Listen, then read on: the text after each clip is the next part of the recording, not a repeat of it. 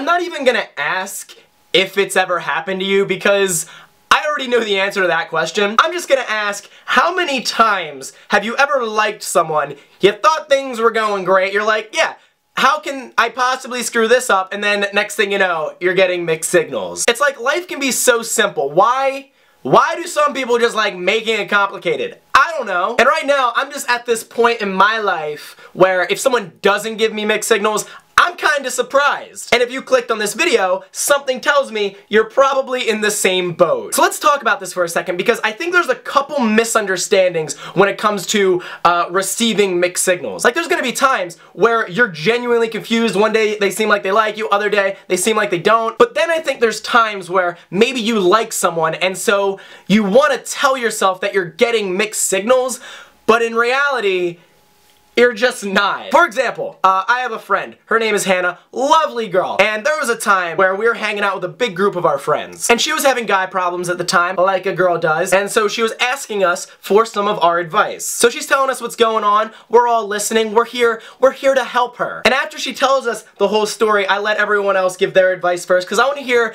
everyone else's perspective. And I thought we were all pretty much on the same page. It seemed like, you know, the guy wasn't really that into her. And, you know, that happens sometimes. Whatever. But as we go around the room and everyone gives their advice, I realize we weren't really all on the same page. Because everyone else is trying to like make her feel good. Everyone's like, you know, it just sounds like maybe, you know, he's playing hard to get, you know, he likes you. He doesn't want to put his emotions out there, you know, he's afraid to, you know, maybe he's afraid to be hurt by you. And I'm sitting here, I'm thinking like, did we just hear the same shit? Like, what is going on? And as I'm listening to all these people, I'm just wondering, like, what would have happened if I wasn't here to, like, actually tell her the truth? Like, I don't know. See, my problem is I'm terrible at saying what I'm thinking while still taking the other person's emotions into consideration. I just tell them exactly what I'm thinking, and I don't say that as, like, being a good thing. I think that's a flaw. Anytime I meet someone who's like, I just tell it like it is, you know, I'm blunt. If you can't handle me, if you can't handle that, that's your problem. All I hear when you say that is that you suck at communication. Which, hey, that's something we have in common, don't get me wrong. I'm just saying, like, I kind of want to, like, fix that and become, like, a better person, and you just sound like an asshole. So, when it comes to communication, if someone's giving you mixed signals,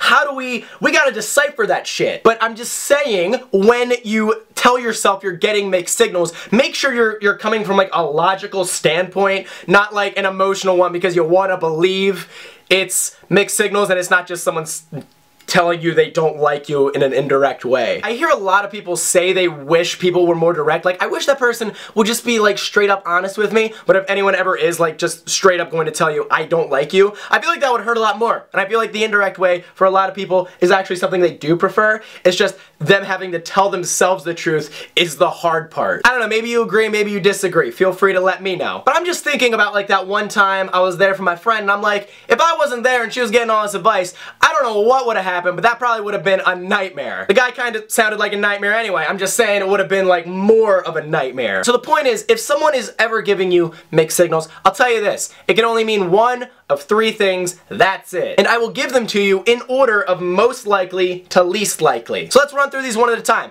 Number one, what is the most likely thing that it means if someone is giving you mixed signals? It means he doesn't like you. Boom. Done. I don't need to drag that one out. Straight to the point. Now you're probably sitting there expecting me to give you some simple technique that you can do in 2 seconds to read his mind to know whether or not he likes you or if he doesn't, right? Like you just think anything's possible and I'm gonna do that, right? Well, here we go. Of course I'm gonna do that. 2 seconds. All you gotta do, hit him up, send him a text, invite him out to do something sometime. Doesn't matter what it is, doesn't matter when it is, just do it. We're making this shit binary. It's either yes or no, that's all we got. If he says yes, good news, he doesn't not like you. That just means you canceled out the one possibility and it's probably one of the other two, most likely. But if he says he can't hang out with you on whenever you said you want to hang out, then what you're gonna do is you're gonna follow up with a second question to read his mind even more. This is where it gets fun, because what you're gonna do is you're gonna ask him, hey, that's fine, we don't have to hang out. I'm just curious though, no reason that I'm asking, what are you gonna be doing instead? And then whatever he tells you he's doing instead, you now know he prioritizes that thing over you. And so if it's something important, like if he's going to his grandmother's funeral, okay, you know, maybe let it slide that time. But if he's like, yeah, I gotta do my homework, come on, yeah, really, you want to do your homework? Bullshit. So it all depends, right? He doesn't realize he's telling you that, but guess what?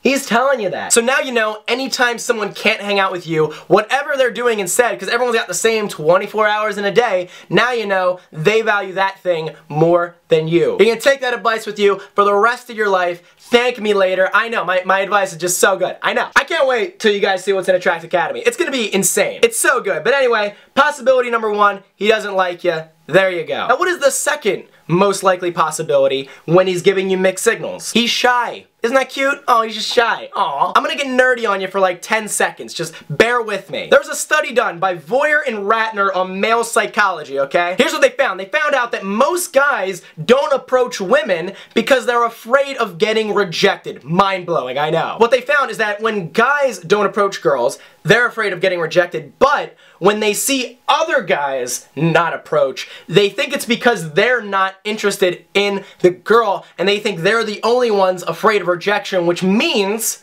we learn to be shy around girls. It's not something that's naturally in us as men. So, fun little side fact, any guy who approaches you, who actually does walk up to you and say hi, it basically means one of two things. Number 1, he's got massive balls, or number 2, he's probably a sociopath.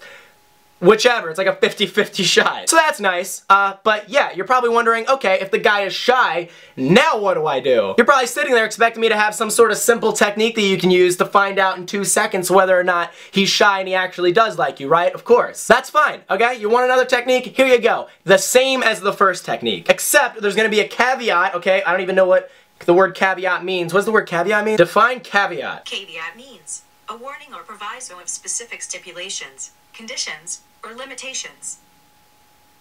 Sure, it's a caveat. With the shy guy, if you ask him out, number 1, he'll probably say, yes, let's hang out. But if he can't hang out, let's say he genuinely cannot hang out on that day, what he'll do, instead of the guy who doesn't like you, is he'll recommend a time that he can hang out. The thing is, if he's shy, he's gonna be afraid to ask you out because he doesn't want to get rejected. But when you ask him out, you're giving him permission to, if he can hang out, to say yes. And if he can't, he'll respond with another time that he can hang out. So instead of him just saying, hey, I can't make it and that's it, he'll ask you out, you guys will find another time where you're both available. It's adorable, I know. The key that you're looking for is that he's making an effort. When he's making an effort to see you, that's when you know that at least there's a chance. So that right there is the second possibility. Now, we have the third possibility, and probably the least likely. I know a lot of you might think it's the most likely, but I think it's the least likely. But the third possibility is that the guy is just talking to other girls. Sometimes the truth hurts. I'm sorry, ladies. That's just how it is. So let's say you're talking to this guy, you're getting to know him, okay? How cool is he? Like, how smooth is he? Is he smooth? And if he is smooth, is he too smooth? The reason I say this is like the least likely of the 3 is because this only applies to like 5% of guys, but the problem is that 5% of guys probably talk to like 95% of girls. I'm making these numbers up out of thin air. I'm pretty sure they're at least semi-accurate though. So this is only more likely if it's in one of those situations where like he walks up to you and starts a conversation. If you met him through like mutual friends or something, this is the least likely one. So yeah, basically the third option is that he's just a fuckboy, pretty much. I have a whole other video about how to tell if a guy's a fuckboy. In fact, I have multiple videos on that, so I don't need to talk about that right here. If you want me to give you that video, boom! Check it out, it's right there. It'll pop up at the end of the video too if you want to click on it then. I have one more thing that I want to say. It's a question, not even related to the video, but doesn't have to be because I can do anything I want in this video. So, I want to ask you guys one simple question. What is the number 1 thing that you value in someone that you are seeing?